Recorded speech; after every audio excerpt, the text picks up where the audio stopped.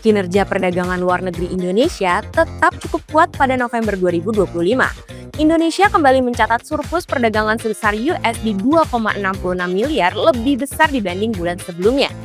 Secara keseluruhan, selama Januari hingga November 2025, surplus perdagangan mencapai 38,54 miliar USD, jauh lebih tinggi dibanding periode yang sama tahun 2024. Peningkatan ini terutama didorong oleh kenaikan ekspor, meski impor juga ikut naik secara terbatas.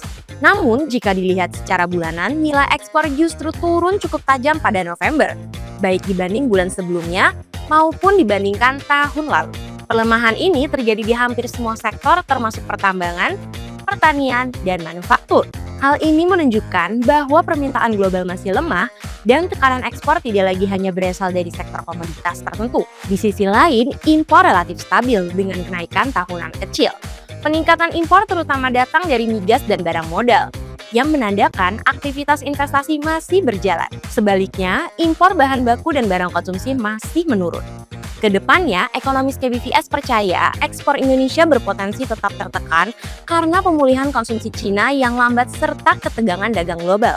Risiko geopolitik juga dapat mendorong kenaikan harga minyak yang berisiko meningkatkan beban impor energi Indonesia.